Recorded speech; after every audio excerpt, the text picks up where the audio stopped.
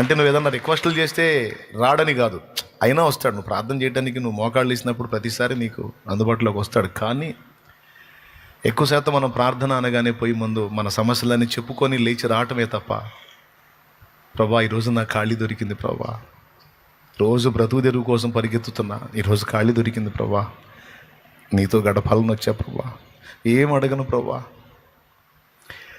వెండి బంగారములు నాకు వలదు,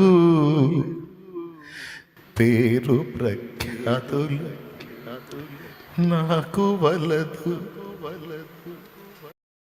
కీర్తి కిరీటాలు నాకు వలదు, ఇహ భోగ భాగ్యాలు నాకు వలదు, సిరి సంపదల ఆశ నాకు లేదు, నీ పాద సన్నిధే నాకు చాలు, నీ పాద సన్నిధే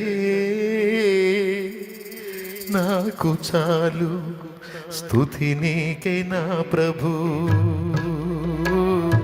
స్తుతి నీకే నా ప్రభు, స్తుతి ఘనత మహిమలను నీకే యేసు ప్రభు, స్తుతి ఘనత మహిమలను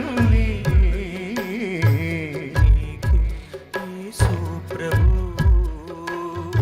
స్తుతి నీకే నా ప్రభు, స్తుతి నీకే నా ప్రభు. దేవునికి మహిమ. కేవలం నీ సన్నిధి కోసం వచ్చానయ్యా, నీ కోసం వచ్చా.